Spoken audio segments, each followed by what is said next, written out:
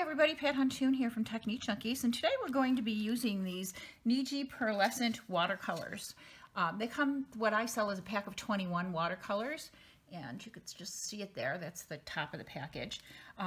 They're very inexpensive. They're only $7.95, and they're tons of fun to play with. So I thought I would show you a couple of different ways to use these.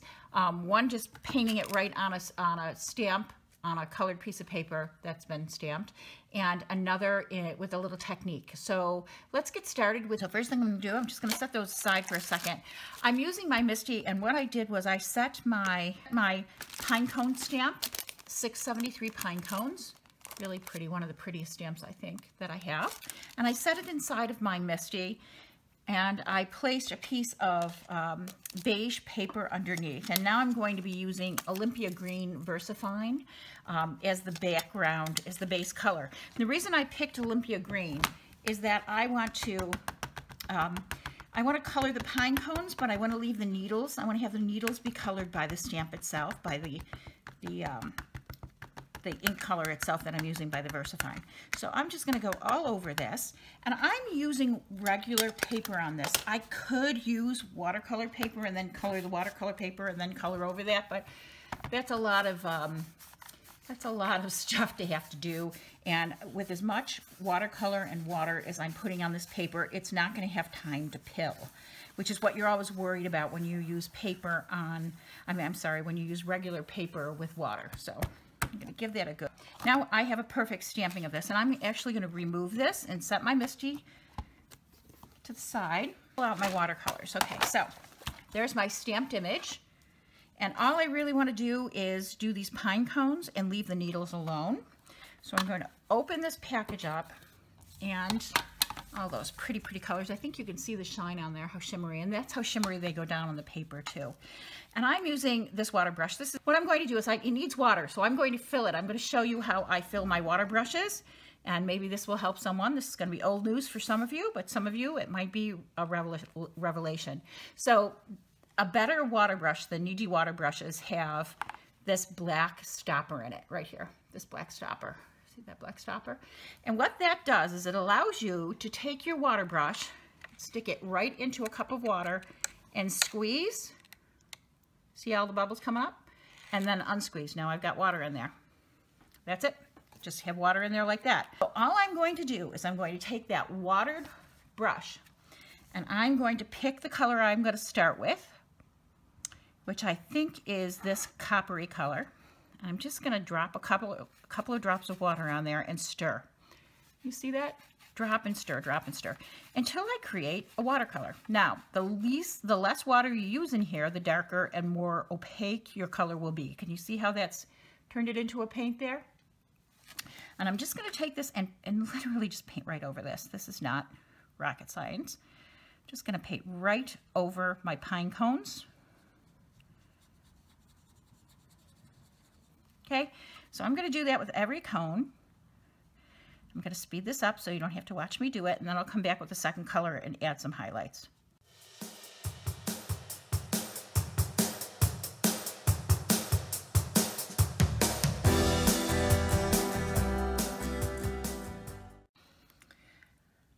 Okay, so now I have the pine cones done, and as I lift this, you could see these pine cones are really pretty. I'm going to take this beigey color. I'm truly going to add highlights to this. We'll see if we like it. One thing about these, they're very forgiving, so if you get a little bit on there, they just wipe off again with water. So I'm going to put that there.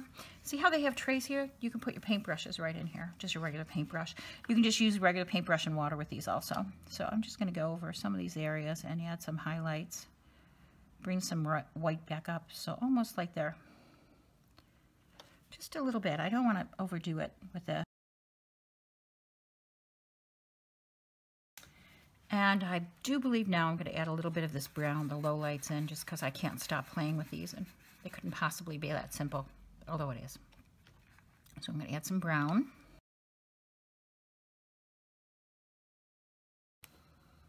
Okay, so I can leave it just like it is.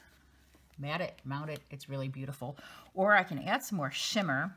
Actually, what I need to do is I miss these little pieces. I always forget about them.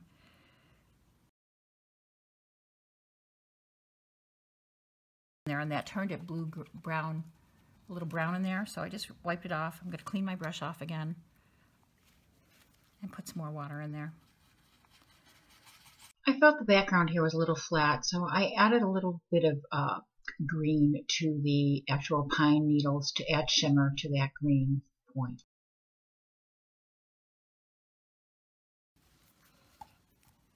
Okay, so now we have this beautiful shimmery card. You can see it, how it catches the light there to the eye. It's much more, it's smoother. This is so pretty and shimmery in the light. I could, if I wanted to, highlight the background with different colors, but I think it's enough. So that's how you use them, just directly on a stamped image. So pretty in person, in real life. So you'll see it in the final image, or you probably saw it at the beginning. So this is the first way to use this. Very, very simple. I'm going to move on to the second way to use this now, and I will be right back with this once I set it up. Hi again.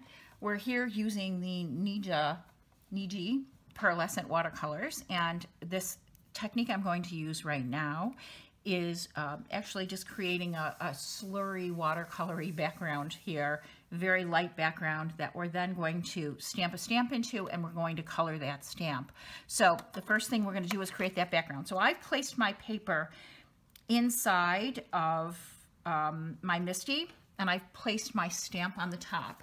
Okay, so I know that my stamp is going to stamp at 4.5 inches down to the edge. So this is my stamped area. So I want to be careful that I create my background in this area, because I'm going to cut this piece of cardstock down. It's just a temporarily big. So I'm actually going to work right in my MISTI. I'm using regular paper, and the reason I'm using regular paper is because I think you get a better stamped image on regular paper, and I am not going to wet this all that much. So I'm going to take my watercolor brush and get it wet, have water in there. And you notice the colors I used before, the browns and the copper, they're drying, and that's exactly what you want them to do. You want them just to dry naturally, and they're perfect that way. So with this one, because we're doing Christmas cocktail, I think I just want to add some very fine colors to this. I'm not going to make this background super dark. It's just a simple little background. So I think I'm going to do this golden yellow, this yellowy gold color. I guess you would call this gold since that's really yellow. I'm going to take this gold, I'm going to put it all over my brush, and I'm just going to create, now remember 4.5 is where we're at here, and I'm just going to create a watery, watercolory look. Now I squeezed a little water out there. Okay, so now I have just a watercolor look, again up to 4.5. I don't want to go much more than that. If it's too wet, use a paper towel and dab it. And I'm going to add a second color here. I think I will add, what do I want to add? So many colors, such little time. I think I will add the bronze color. Again, I add some water, I mix it up, create a little slurry.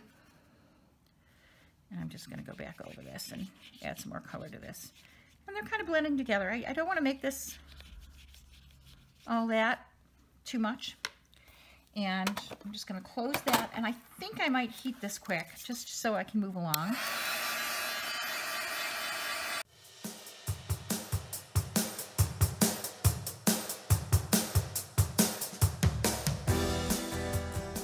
If you can see that in the MISTI or not, but it's got a really pretty glowy look to it. It's a little wet in the corner, so I might just dab that a little bit. Find a dry spot on my paper towel, just dab it a little bit. And here I'm just going to be using my MISTI to stamp this a couple of times to get a perfect image. I wasn't crazy about the first one, so I did it twice. Perfect. I'm going to let that set for 1 minute. I want to make sure that the background is perfectly done. And then I'm going to paint those using the pearlescence. Okay, so now we're ready to paint. There isn't a pure red. I guess this is as close as we're going to get to pure red, but there is a nice hot pink in this color here, and I think if I mix them together, I'll get the red I want. So I'm going to start with a cherry. And I'm just going to speed this up from this point forward while I'm coloring these images.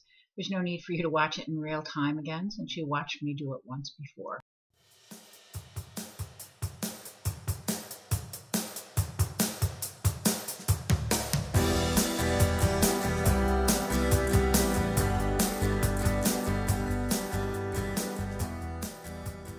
Okay, so I got it just a tiny bit sloppy right here. Can you see that? I went a little bit outside of the lines. So I'm going to take this super, super fine paintbrush. Can you see that? It's super fine. I want you to be able to see that. Nice super fine paintbrush. And what you do with that is you put some water on it. And I'm going to very carefully push that color back up. Get it wet. And push it back into where it belongs. I mean, it is a handmade piece. It doesn't have to be absolutely perfect, but push that color up. And look at that. It was like using a magic eraser on that. It just took that right off that section right there. Very pleased with that. So that's how fast that piece goes. We can heat it real quick.